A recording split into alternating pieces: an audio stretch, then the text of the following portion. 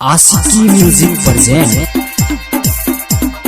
Maithili recording studio टोला बाजार DJ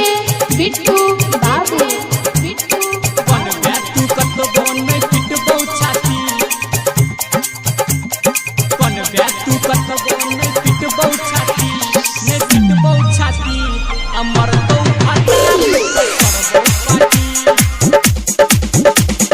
बन गया तू कतबो नहीं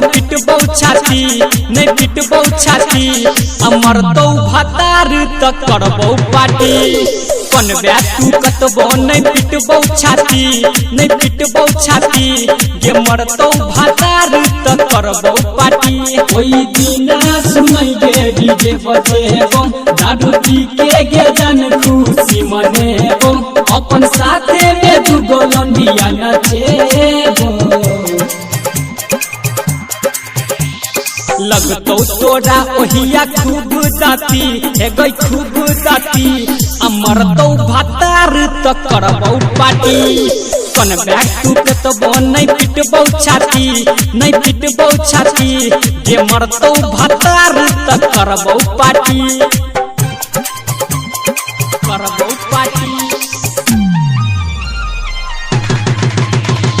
डीजे बिट्टू बाबू party presented by Aashiqui music. मरतो भतार तक करबो पार्टी करे के छियो जते कले घमंड गे होई जतौ छोड़ी जिंदगी तोहर छंड गे मिलतो के छोड़ी तोरा ऐसन दंड गे सब दिन के लेल बोली भजे तो बंद गे कनी के भुइया में हंसत बे माटी अमर तो भतार तक करबो पार्टी कन बे तू कतबो नहीं पिटबो छाती गे मरतो भतार तक करबो पार्टी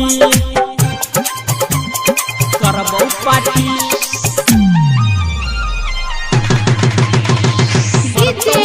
बिट्टू बाबू